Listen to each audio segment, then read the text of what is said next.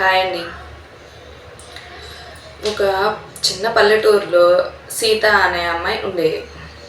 ఆ అమ్మాయి ఒక మిడిల్ క్లాస్ ఫ్యామిలీనే. అయినా తను ఉన్న దాంట్లోనే చాలా చక్కగా, చాలా పద్ధతిగా పెరిగింది. తను బాగా చదువుకొని వాళ్ళ అమ్మ నాన్నని బాగా చూసుకోవాలన్నది తన కల. అయితే వాళ్ళ నాన్న అంటే 6th, 7th చదివించే టైంలో వాళ్ళ నాన్నగారికి అనిపించిందంట, ఆడపిల్లల్ని చదివించడం ఎందుకు, ఈ కాలంలో ఆడపిల్లల్ని చదివించి ఏం చేయాలి అన్న కొంచెం వెనకటి కాలంలాగా ఆలోచించి ఆడపిల్ల చదువు మానిపిద్దాం అనుకున్నారంట సీత చదువుని. అయితే ఇంటి పక్కన వాళ్ళు వీళ్ళు అంతా కలిసి, ఎందుకు ఆడపిల్ల చదువు మానిపించేది, ఇప్పుడు అందరు చదువుకుంటున్నారు, వాళ్ళే మంచి స్థాయిలోకి వెళ్తున్నారు బాగా చదువుకొని అని చెప్పడంతో కాస్త సీత వాళ్ళ నాన్నగారి మనసుని మార్చుకొని సీతని చదివించడం స్టార్ట్ చేశారు. అయితే ఇంటర్మీడియట్ వరకు చదివించారు. ఆ టైంలో ఒక మంచి పెళ్లి సంబంధం వచ్చేసరికి ఇంకా ఆ అమ్మాయికి పెళ్లి చేసేసారు. ఇంక పెళ్లి చేసేస్తే ఇంకా అదొక కొత్త ప్రపంచం. సీతకి మంచి జాబ్ చేసే భర్త దొరికాడు. అంతా మంచిగా సెటిల్ అయిన లైఫ్ బాగుండేది. అయితే కొన్నాళ్ళకి తన ఇంటి పరిస్థితుల వల్ల తన భర్త తన ఉద్యోగాన్ని వదిలేసుకోవాల్సి వచ్చింది. తను వదిలేసుకొని ఇంక ఇంటి దగ్గరే ఉంటున్నారు. అట్లా లైఫ్ కాస్త గడిచిపోతూ ఉంది. తనకి 2 పిల్లలు.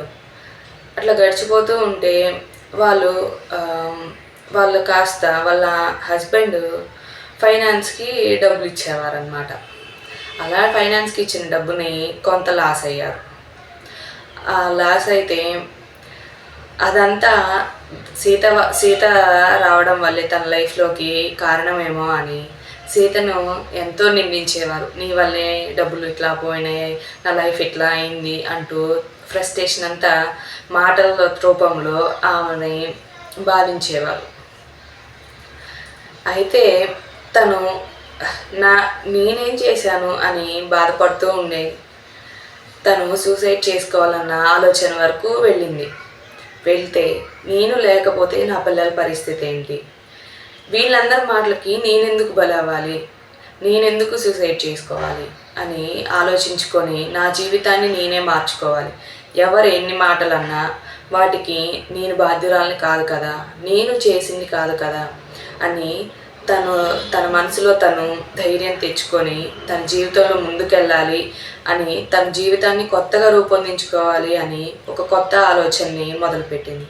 తనను తను తెలుసుకోవడం అనే ఆలోచనని మొదలుపెట్టింది. అప్పుడే తను ఒక మంచి వృత్తిలోకి వెళ్ళాలి, నన్ను నేను ప్రూవ్ చేసుకోవాలి, నేను ఒక స్థాయిలో ఉండాలి అని చెప్పి తను ఒక మంచి వృత్తిని చూస్ చేసుకొని అందులో మంచిగా తను ప్రూవ్ చేసుకొని తన జీవితంలో ఒక స్థాయికి ఎదిగింది. మంచిగా తన ఫ్యామిలీని సెట్ చేసుకుంది, తన జీవితాన్ని సెట్ చేసుకుంది, తన హ్యాపీగా తన జీవితాన్ని కొనసాగిస్తూ ఉంది.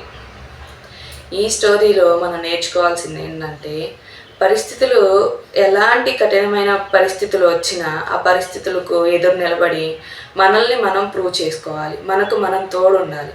అప్పుడే ఎలాంటి పరిస్థితినైనా దాటగలే ధైర్యాన్ని కూడగట్టుకొని ఆ పరిస్థితిని దాటి మంచి రోజుల్లోకి మనం రాగలుగుతాం. సో సీతను చూసి మనం ఈ విషయాన్ని నేర్చుకోవచ్చు. నేను మీ అనుష, ఉమెన్ ఎంపవర్మెంట్ కోచ్.